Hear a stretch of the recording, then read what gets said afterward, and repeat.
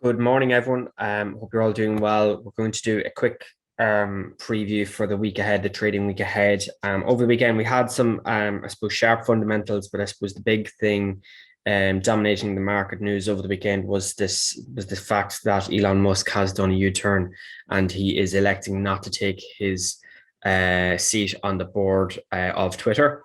As a direct result, the Nasdaq has actually stumbled a little bit lower and also has the Twitter stock in pre-market. So it just shows I suppose, the pull that Elon Musk has in the markets at the moment as, I suppose, an influential individual. Now, overnight as well, we've had some interesting fundamentals both in Europe, Asia, and obviously in the US. Now, obviously, from the US perspective, we'll be going through the economic calendar in a moment, but the yields has continued to churn higher significantly. So if I just open up the 10-year yield just for a moment, we can see that they reflect very, very clearly and very, very quickly that the yields are continuing to churn higher at around about 2.75%. So the yields are still continuing to tick higher after a very, very strong weekly close last week. Overnight as well in Asia, looking at, I suppose, the data, we had the Chinese inflation numbers, both CPI and PPI. CPI came in marginally above expectation at 1.55% against 1.3 forecast. PPI came in at 8.3 against an 8.1. So Chinese CPI figures are starting to tilt itself higher now at the moment. And of course, in Europe, we obviously have the French election going on as well, with Macron holding a narrow lead over Le Pen in the voters so far. So again, it'll be interesting to see, does Macron take the victory there and resume as the French, I suppose, prime minister. Okay, so there'll be some interesting fundamental to watch there, not just from the data side, but also from the fundamentals this week as well. Okay.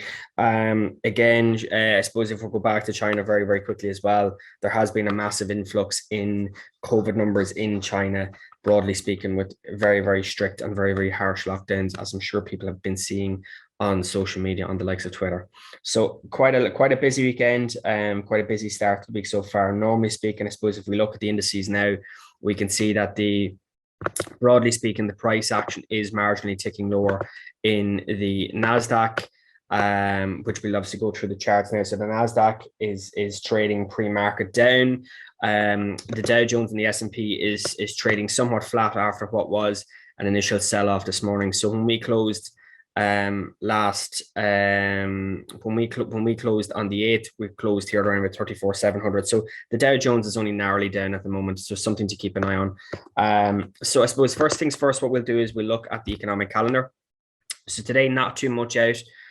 We do have Bowman and Williams both speaking in the Fed today at 2:30 and 5 o'clock respectively. So again, keeping an eye on all Fed members to see kind of what the kind of the overall consensus, the overall outlook is for this May rate hike. Now, I know there is, I suppose, as we discussed last week, a massive tilt towards a 0.5 hike, but it's not just a case of will there be just one. I think the clues now would be the balance sheet runoff, which is something that we've discussed previously, but also looking for kind of a more consensus for the rest of the year. Bullard's comments last week sees even without a hawkish outlook, to see the Fed's funds rate, which is the interest rate in America, at around about 3.5%, up near 3.5%. So even still, that's forecasting that the Fed were even further behind the curve than what a lot of analysts were forecasting. So it's important to factor that into consideration.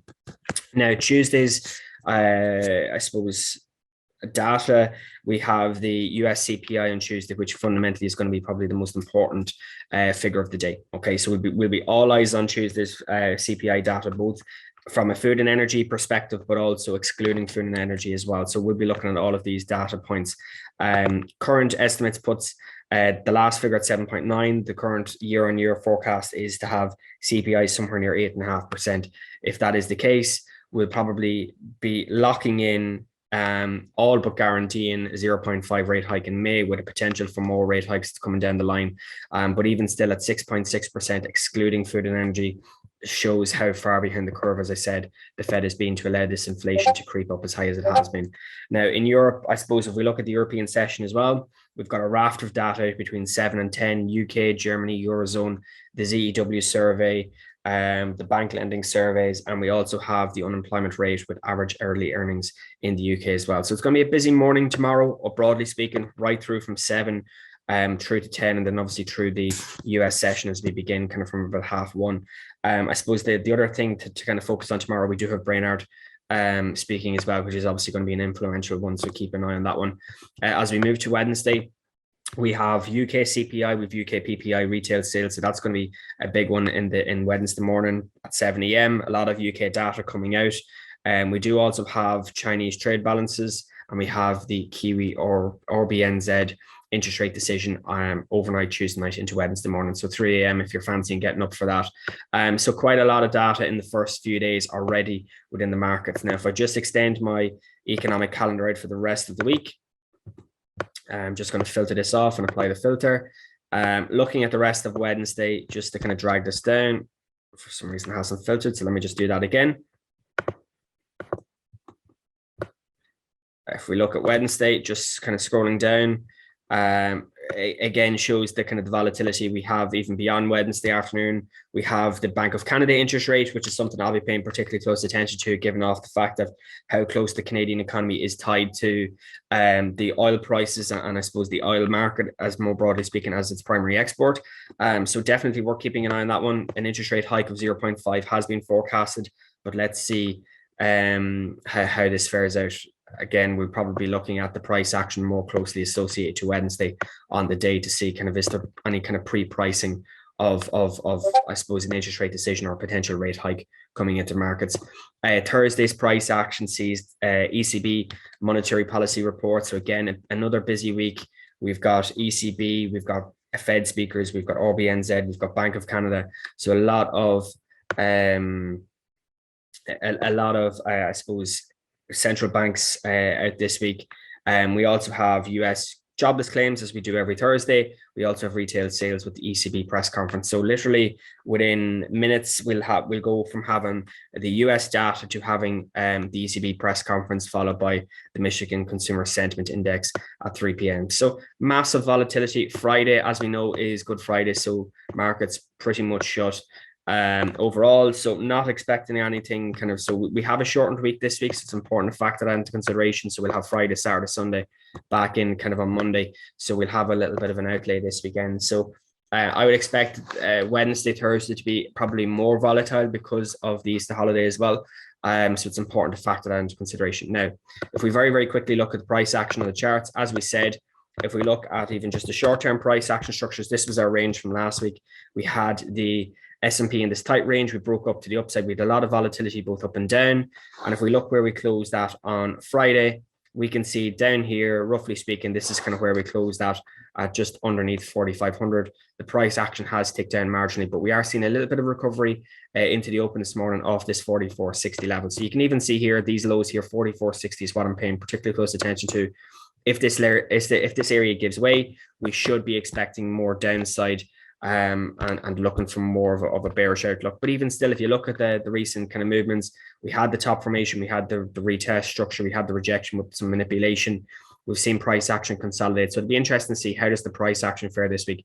Do we potentially see one more relief rally into this upside before potential sell-off, or do we see the price action continue to move lower? Now, my own personal consensus is that there's been obviously a lot of bearish sentiment in the markets. You look at interest rate decisions, you look at rates going up across the board, you look at inflation being run away, you look at GDP growth statistics being I suppose, revised lower. And also you've got the geopolitical essences in factored into that, with obviously Russia, Ukraine driving up commodity prices as well. So a lot of downside pressures as well playing into consideration. So it is important to, I suppose, be cognitive of that as well. Dow Jones as well, if we look at the price action of the Dow Jones, it's been fairly consolidated. We are trading again slightly lower to where we finished on Friday. We have recovered. We actually did sell off a lot more this morning. We're down about 150 points, 160 points. We have made a lot of that back, and the price action is in recovery mode. But again, fairly similar to the S&Ps. although the Dow Jones in comparison to the S&Ps is performing much better, as the S&Ps in comparison is down around this region. So this is why I've got this region highlighted here, just to kind of compare the two, if you were to go like for like. So it is important to be kind of conscious of that. Again, I suppose with any of these things, are you better off selling the rally? Looking for kind of retracements? Well, that's, I suppose, down to your personal trading plan yourself.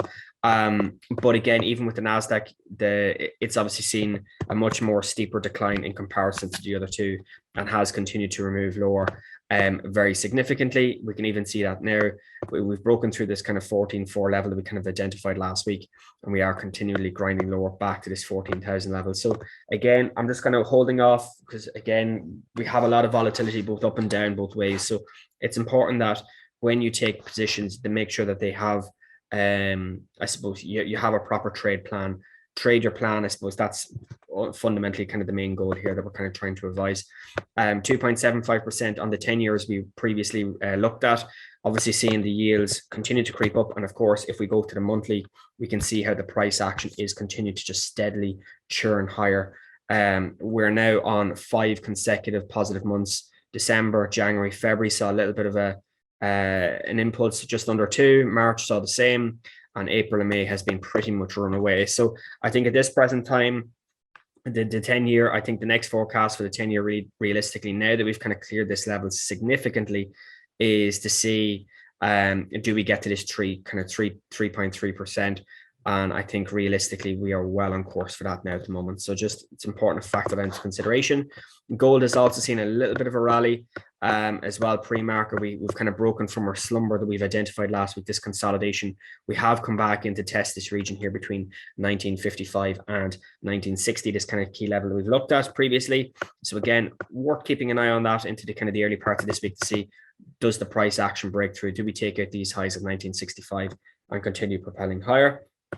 Or does the price action reject this like we did way back over here at the latter part of March and simply run lower in this cause and effect price action scenario? So just worth keeping an eye on that. And of course, last but not least, oil markets. We had this, I suppose the oil markets is kind of interesting because we had this previous consolidation here. I've kind of just marked out very, very quickly. We had this consolidation here. We had obviously our lows down here. We had a break of the highs. We have a break of the lows. Price actions come back into consolidation, but we're refusing to break through this level here at around about 98.30. So 98.30 becomes the new near-term high, in my opinion, while the price action remains consolidated in this shorter term band of price action structures between 95 and 95.50, more poignantly speaking, around about 95.50, 95.60. Of course, if the price action breaks to this level, we would be looking in theory for more downside progression to potentially take out this cap goes around 92.50.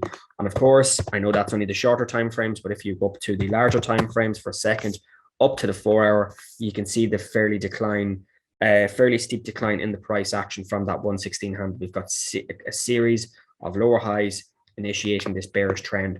And of course, if the price action is taking out this region, even on the 4 hour, on the higher time frames, that's alluding to the price action potentially coming lower again. So I definitely wouldn't be buying this at the moment because the price action structure is continuing to move to the down. So we have the lower highs. So until a lower high is technically breached within the trend analysis with overall your trend identification, unless you're trading counter trend and you're catching kind of a short-term upside retracement, then it's obviously trend is your friend until it ends. So it's important to be kind of conscious of that as well. All right. So everyone, what we'll be doing is we will, given that Friday is a bank holiday, we may kind of do a later video kind of Thursday evening for the weekly close. Well, I suppose for the market, for the broader markets, not just the FX markets. And at least that way we'll have it uploaded Friday morning as well for everyone for the long weekend. All right. So until then, have a good week, everyone.